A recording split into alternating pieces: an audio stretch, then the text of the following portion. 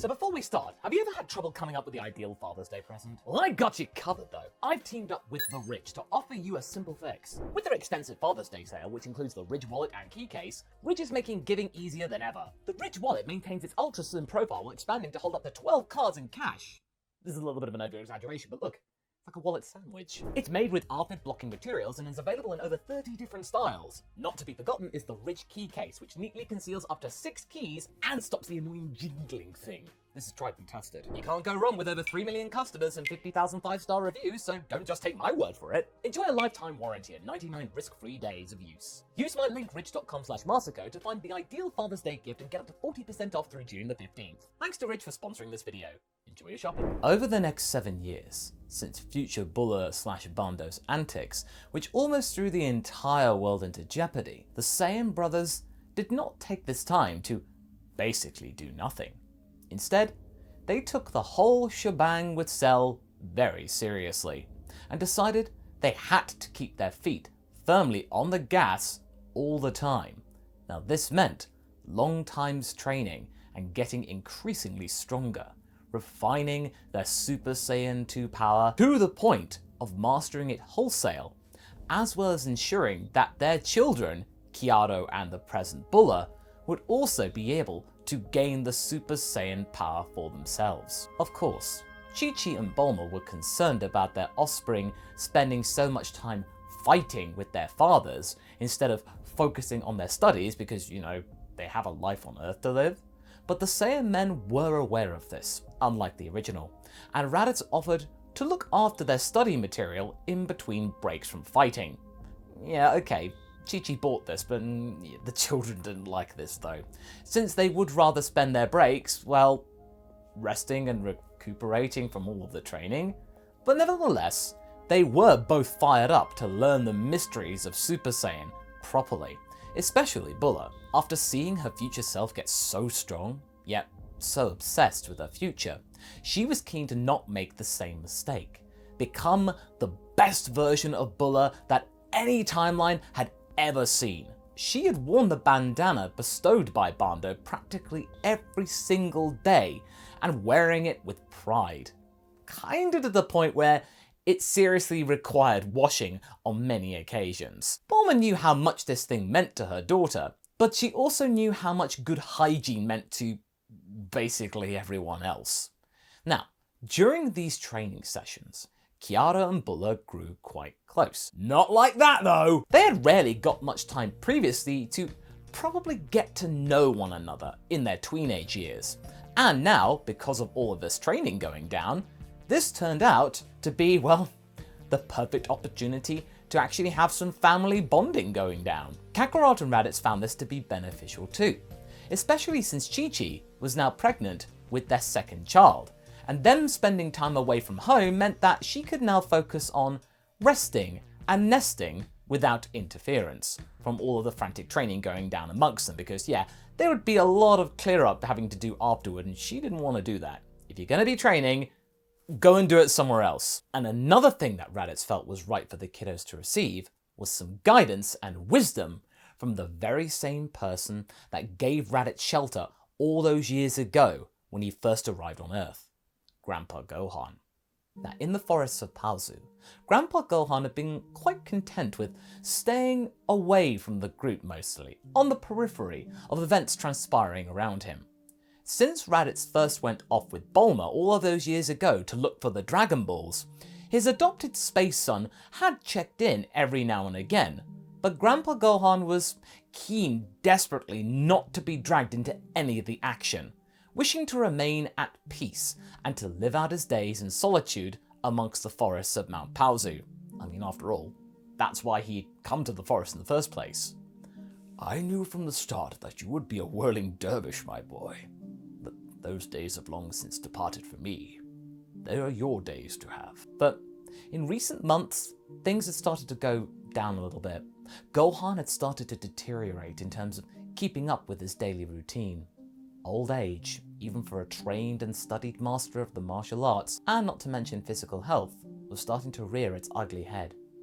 He had not done the same training as Master Roshi had done in order to keep himself fit and mostly immortal for the rest of his life. or whatever would actually constitute immortality, and it was starting to bite. Raditz felt it best for Buller and Chiaro to spend time with their great-grandpa, because they might not get much more, away from the trappings of the city also, and to exist without any distractions that might tempt most teens. The duo took this well, and were keen to acquaint themselves properly with Gohan, but the time with him did get pretty harrowing at times.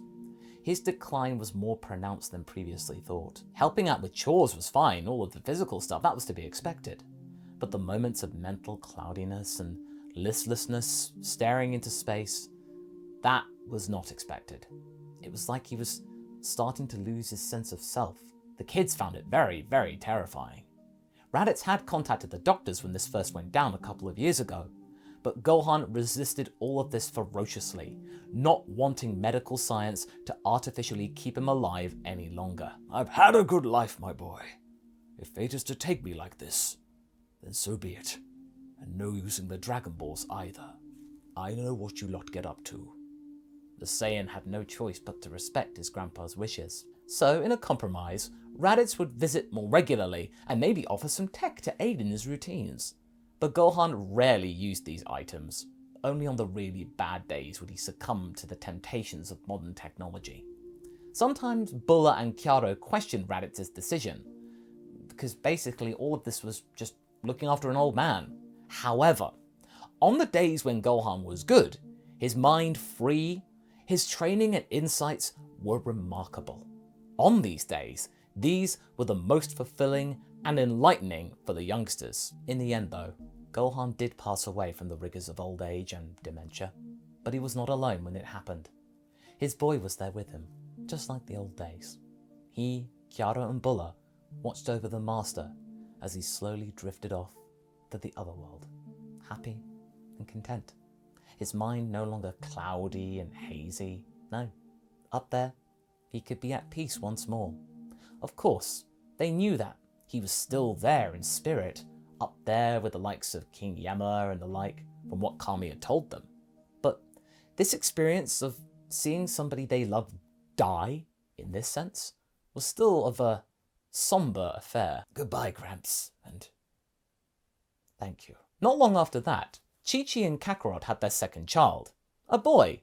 They named him Jaga, which is actually based on the Indian drink Gajo Doodh, which is basically pureed carrot and milk mixed with cardamom. I heard about it in the comments and I realised that's very good, so whoever it was in the comments, thank you. Jaga grew up with a more sensitive soul, kind of like Goten had in the original. He would shy away from training though with his brother and father. He didn't really like that sort of thing as a youngster, and instead he wanted to study and read with his mother. He's basically more attentive Gohan and even more attentive with studies. Kakarot, whom recalled his time as a boy, being forced to be a minion of Freeza with little choice of doing anything else, kind of related. Nappa had been his saving grace as a youngster. Now when he was thinking about it, he kind of missed the old man. Kakarot did wonder sometimes what the old guy was up to after he had left Earth after defeating King Cold. If he knew any better, he was probably wandering around the stars, trying to find a place for himself to settle down, away from the influence of the Freezer Force, because he kind of wanted that. He had a second chance after being revived. But, in any case, Kakarot did not bring Jaga into the training against his will. Age 784 arrives, with Buller and Chiaro both being accepted into Orange Star High School. Now grown up, the pair were very pleased to be going to school in the city, away from the country and away from Capsule Corp, and they actually shared an apartment in the city, so that they needn't attract attention by possibly flying into class every day, because they were a bunch of cheapskates. They didn't want to take the bus. Naturally, the sight of two people flying in the air, though, would not be conducive to normality for the populace. Don't give them a fright now, come on. With their independence, they were excited to be able to have some downtime from training. Granted, it was very satisfying and they got very strong, mastering Super Saiyan with their fathers, but yeah, it was a slog. Quite frankly, a couple of semesters of school and homework solely were cakewalks. Another thing which was a welcome relief was socializing with people their own age for once, being amongst regular people too, not super-powered muscle folk from space. In fact, Buller started to take great pride in teasing the likes of Sharpner, whom had initially tried to dunk on Kiara a lot when they first got there, but was quickly silenced when he saw the guy playing baseball and basically carrying the Orange Star high school team to the first championship in years. Buller wouldn't defend Kiara either with all this bullying, since he could do it himself, but she would toy with Sharpner for being so wrong about his judgment. But she could see that deep down, he wasn't all that bad, and he kinda liked her in return. Not because she was the daughter of Dr. Bulmer or the boss of Capsule Corp, but because she was kinda hot and playful, because remember, he was a teenage boy. And she was boisterous too, he liked that. And then there was Irasa. Kiaro, kinda like Gohan in the original, was a diligent student and very quiet when not playing baseball, which he loved by the way. Irasa naturally gravitated toward him and would help him out when homework was getting a little bit much. Buller wasn't keen on crowding Kiaro at school and kinda kept a distance, since she lived with him at the moment. So Irasa would be the one to hang out mostly with Kiaro during school time. The pair got on very well. Very well indeed. Sharpner got a little bit more blunt over time, and the two couples would actually end up going on double dates, forming a nice circle of friends and lovers. Now I bet you're asking about Videl. Well, here she's more reclusive at school, with no great Saiyaman mystery for her to get herself stuck into. Videl just busied herself what she was doing before, fighting crime, and thusly had no time to get close to Kiaro. She didn't really care for him all that much, but no matter. She found satisfaction in taking down criminals and making a name for herself, outside of the glow from her father's victory at the 24th World Martial Arts Tournament. Yes, of course, there was no self for Hercule to pretend to win against, but he was still a champion. Now speaking of tournaments and champions, the 25th one of those was coming up, and the four Saiyan folk were very keen on competing. Since all four would now be entering the adult division, Kiaro and Buller were keen to test their rigor against Raditz and Kakarot, them promising not to use Super Saiyan 2 on their kids since they hadn't access to the power. It wasn't fair. The fathers also thought that this was the perfect chance to meet their partners too. Sharpner was kind of intimidated by the size of Raditz's physique and loudness overall, but Raditz didn't see anything wrong with him and approved the relationship. Chi-Chi, dragging along a reluctant Jago who didn't really want to be at a tournament, thought Irasa to be delightful. She was so pleasant and caring, just the kind of woman that Kiaro needed to grow old together with. Both he and Irasa were beat red at this assessment, but hey, at least it was a meeting that passed without great incident and the parents liked the partners. Well, that was about to change, I'm afraid. During the entry process, Raditz and Kakarot were surveying the rest of the challengers, and they were quite disappointed at the lack of competitiveness. Brother, you don't think we've outgrown this thing, do you? Said Raditz to Kakarot, the other brother nodding. Yeah, maybe this should probably be our last one. Now that I think about it. Wait, do you see that? Kakarot held his hand out and looked closer. Who was that guy? Kinda looked familiar. The distraction came about when the fighter punched the assessing machine and it fell to pieces, making an enormous racket as it collapsed into bits. As the smoke and dust of it cleared, Kakarot and Raditz looked closer at the one who had done it, and they were horrified. It was Vegeta. How? How is he supposed to be here? He was meant to be contained at Mediani Galactic's Fighting Arena Complex. How did he get out? Now this got interesting. This was now personal, especially for Kakarot. Think about all the history that he had with Vegeta. Both of them had thought Vegeta to be contained, but now this wasn't the case. Somebody had let him out. Or he had gotten out himself. Vegeta turned around and something about him was different. He had a weird M on his forehead, and his skin was greyer and duller than before. His eyes also had a black surround to them, and his expression was that of indifference. But that quickly changed to malicious glee when the prince clapped eyes on Kakarot from a distance. There were no words exchanged though, only one action, the prince slowly pressing his thumb over his neck and making a slicing motion as he turned away. Oh good, he was after him. No pressure. I know we said no to Super Saiyan 2, brother, but we might need to use it against him. Seriously, brother? There's no way he could be that strong. Why are you worrying? Kakarot was sternly looking at the wreckage of the machine. I don't know. I think something, or someone's given him a boost. His energy feels contained, like it's about to be let loose. Probably on us. Raditz looked at the machine as well and gulped. Now that he thought about it, his brother might be onto something here. During all of this chaos, Shin's initial introduction had gone unnoticed. However, the Supreme Kai would make himself known soon enough, as the odd-looking Vegeta would start to progress his way through the tournament. Suddenly, as the early fights progressed, Kami wandered up to Raditz and Kakarot. They hadn't expected the Guardian to come down to Earth like this, but hey, I guess it was important because here he was. This visitation isn't a social one, my friends. I've come here to explain to you a very important eminence is among you. He looked toward a small purple-skinned man and a tall pink one across the way, observing Vegeta defeat his opponent in a very heinous manner. He is a being more powerful than I. Raditz was surprised. More powerful than you? Who is he? Kami nodded. He is the Supreme Kai of our universe, and he is here to warn you all about a great danger. Do heed his words.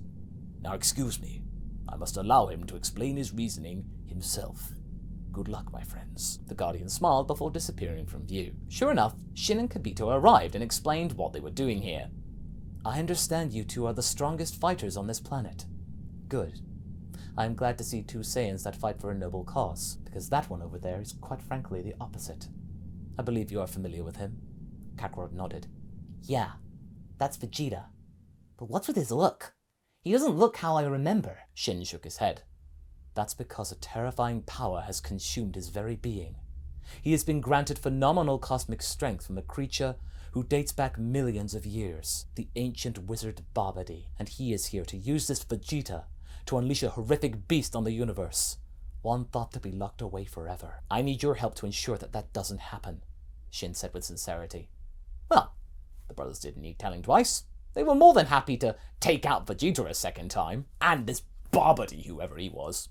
So when the time came for Kakarot and Vegeta to meet in the tournament, the former did not hold back. How did you do it, Vegeta? Said Kakarot as they stared each other down. How did you escape Mediani? Tell me! Vegeta, who up to this point had not said a word, broke said silence. I shall do unto you, Kakarot, what I did unto that bird-brain friend of yours. Kakarot's eyes widened. Mota. No. He gritted his teeth and powered up to Super Saiyan 2 at once, charging at Vegeta with full force. From the sidelines, Shin and Raditz shouted for Kakarot to hold back, to not do anything stupid. But the Saiyan was kind of busy, since Vegeta had grasped his fist, taking the attack with no difficulty. Kakarot was stunned by the taking of this attack. The two Saiyans locked eyes, and the prince evilly smirked back at the other. I'm going to enjoy this. And that's where we're going to be leaving things for right now.